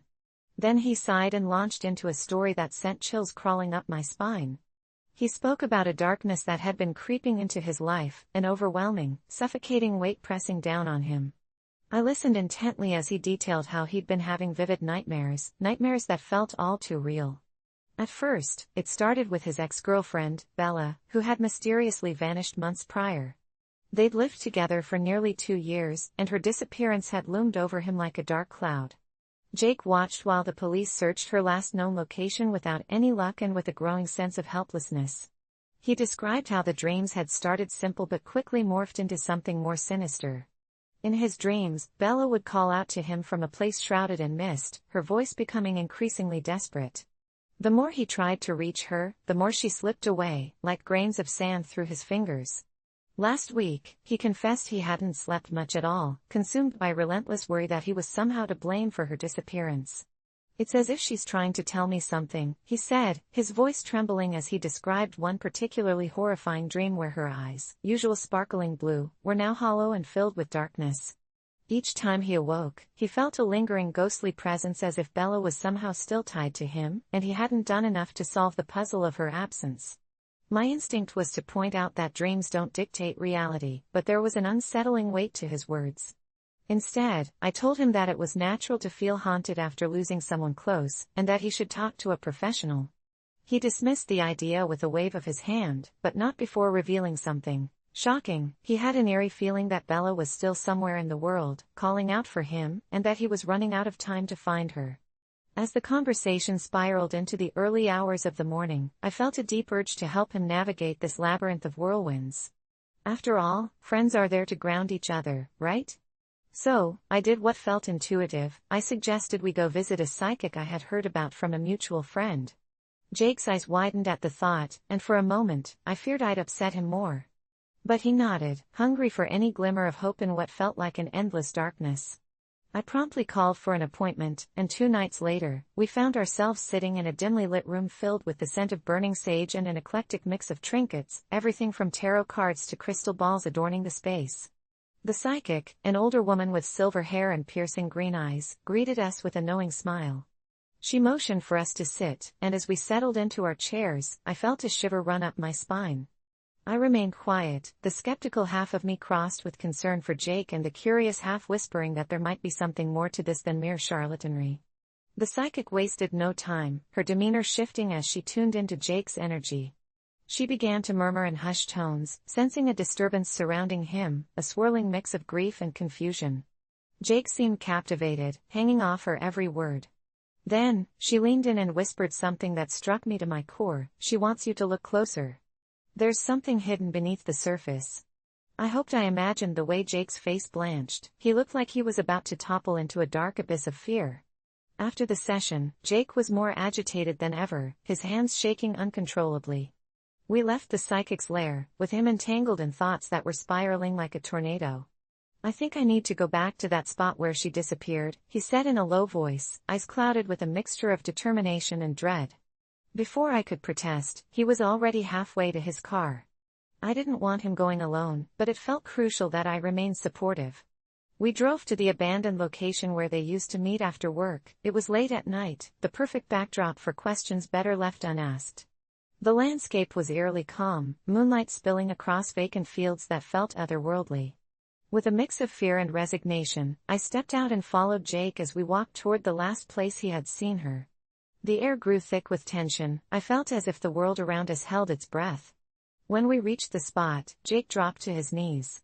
I stood there, frozen in place, watching him and sensing every muscle in my body tense. I had hoped that he'd find closure, but what followed shattered that hope. Jake started talking to the darkness as if it could hear him, pleading for answers that lingered just out of reach. I wanted to scream something, anything, but the words lodged in my throat. Just as I was about to step closer, I felt it, a chill slithered along my neck, and the air seemed to thrum alive with energy. Jake's breath quickened, and suddenly, it felt as though the air around us crackled. The mist rolled in from nowhere, thick and heavy, and I could barely make out Jake's form in front of me. He continued calling Bella's name, and then the atmosphere shifted, shadows twisted and turned around him, chaotic forms converging into a singular entity. A whisper tickled my ear, a low, desperate sound that sent icy nausea coiling in my gut. In that instant, I recognized the voice. It was Jake's own voice, distorted, as if it were coming from somewhere deep within the infinite void. "Help me." The tone sent a ripple through my heart, a weight of responsibility that felt insurmountable. I lunged forward to grab Jake, but just as my fingers grazed his shoulder, the shadows constricted around him, ensnaring him in their grip. Fear paralyzed me as I watched Jake wrestle, tossing his head back as if the spirits of the lost were dragging him down into their dark realms. "Get out!" he screamed, a visceral cry that shattered the stillness of the night. The panic surged through me, and I yanked him, pulling with all my might. In that moment, I wasn't just helping a friend, I was fighting with every fiber of my being against whatever dark influence had taken hold of him. Finally, with one last, desperate effort, I broke through the chaotic void. Jake collapsed to the ground, gasping for air. I knelt beside him, feeling the warmth radiate from him as he shuddered, the shadows receding like a tide pulled by the moon. We just sat there for what felt like eternity. He was confused, chest heaving, and I was left grappling with the terrifying truth of what we'd almost lost that night. I had been there to help him find closure, but what I found instead was a dark labyrinth that shadowed every corner of our friendship. Over time, we processed it together. Jake worked through therapy, while I stood by, nurturing him like a fragile flower. Eventually, he began to heal, to let go of the haunting past, but the true journey was discovering how we still had each other's backs, even when the shadows crept too close. Today, we still talk about that terrible night, and while it remains an indelible part of our story, I can finally understand that even in the darkest moments, we can help guide each other back into the light.